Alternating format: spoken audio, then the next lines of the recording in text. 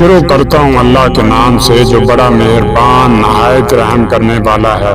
معزز ناظرین کرام، مولا علی مشکل کشا کے معجزات کا شمار انسانی قوت سے بالا تر ہے۔ آپ ابھی اس دنیا میں تشریف لائے ہی تھے، اس وقت آپ کی حیات صرف چند گھنٹوں کی ہوگی کہ اس وقت کے دستور کے مطابق کسی کے ہاں بچہ پیدا ہوتا تو ابو جہل بتوں کے پاؤں کی خاک کا سرما اس بچہ کی آنکھوں میں لگاتا۔ جب سلطان ولایت کی ولادت کی خبر اس لعین کو پہنچی تو سنتے ہی اس طرف کا رخ کیا۔ اس بدبخت نے جب امیر المومنین علیہ السلام کو دیکھا تو دستور کے مطابق آپ کی آنکھوں میں بتوں کی خاک کا سرما لگانا چاہا۔ ہر چند زور لگایا، حضرت کو نہ اٹھا سکا، جبکہ ابو جہل کس قدر بڑا اور طاقتور ہوگا۔ اس وقت آپ انتہائی کم سن اور صرف چند گھنٹوں کے ہی تھے۔ اس وقت ہی آپ کی روحانی طاقت کا اندازہ اس بات سے لگایا جا سکتا ہے کہ ابو جہل بدبخت نے اپنی انگلیاں آپ کی آنکھوں پر رکھی تاکہ کھول کر سرما لگا لے۔ اس نے بہت کوشش کی اور اس بدبخت نے بہت زور لگایا مگر آنکھیں نہ کھلی۔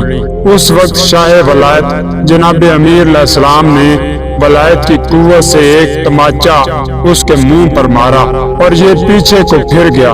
تماچا کی قوت کا اندازہ اس سے لگایا جا سکتا ہے کہ اس تماچا سے ابو جہل کی گردن ٹیڑھی ہو گئی اور اس کی ٹیڑھی گردن کبھی بھی سیدھی نہ ہوئی۔ آخری وقت تک یہ بدبخت ایسا ہی رہا جس کو سارے زمانے نے دیکھا۔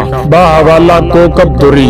اور دوستو، اس کے علاوہ مستند روایت کے ساتھ مختلف کتابوں میں مختلف طریقوں سے درج ہے جو کہ آپ کا ایک بہت بڑا معجزہ ہے کہ آپ نے پتھر پر ہاتھ مارا تو اس سخت پتھر پر نشان آ گیا۔ وہ پتھر کوفہ میں موجود ہے۔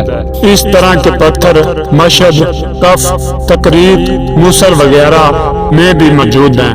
پاکستان میں بھی ایسے پتھر موجود ہیں جس سے پتہ چلتا ہے کہ آپ نے جہاں بھی اپنا ہاتھ مارا وہ یہ معجزہ عیاں ہوا۔ اس طرح کا ایک پتھر حیدرآباد سندھ قدم گاہ مولا علی علیہ السلام اسٹیشن روڈ میں بھی موجود ہے جو میرے خیال میں باحالت نماز کا ہے۔ اس پتھر کی زیارت لاکھوں کی تعداد میں مسلمان کر چکے ہیں اور اب بھی یہ پتھر موجود ہے۔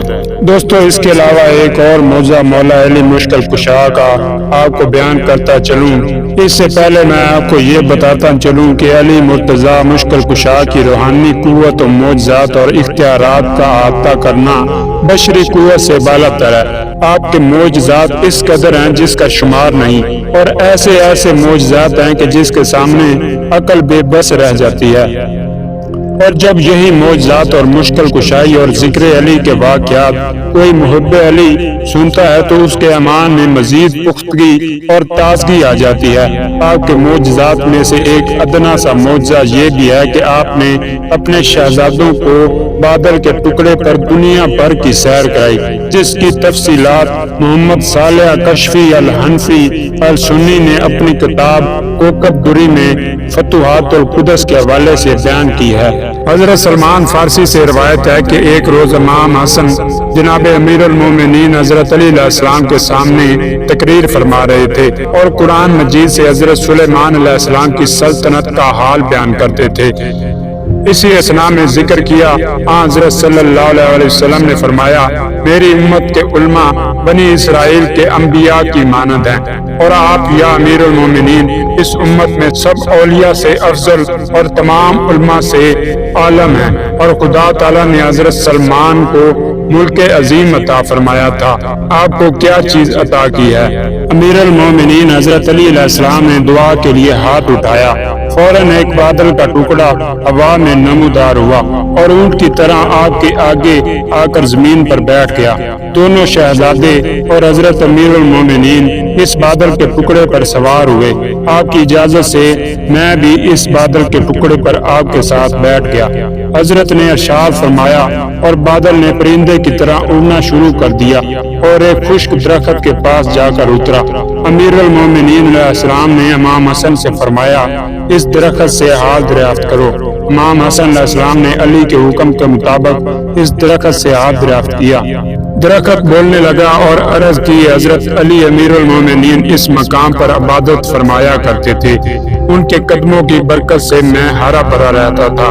جب سے رسول خدا نے اس دار فانی سے عالم بقا کی طرف رحلت فرمائی ہے، امیر المومنین حضرت علی علیہ السلام نے آنا ترک کر دیا ہے۔ آپ کی جدائی کے غم میں میری یہ حالت ہو گئی ہے۔ جب امام حسن علیہ السلام نے امیر المومنین کی خدمت میں درخت کا حال فرمایا تو آپ نے دعا فرمائی اور درخت پھر سے ہرا بھرا ہو گیا اور اس کے نیچے پانی کا ایک چشمہ جاری کیا۔ اس کے بعد بادل کا ٹکڑا کئی مقامات پر لیے پھرتا رہا۔ پھر دونوں شہزادوں نے عرض کی اب گھر چلنا ہے۔ امیر المومنین علیہ السلام نے بادل کے ٹکڑے کو حکم دیا، بادل تھوڑی دیر میں مدینہ میں پہنچ گیا۔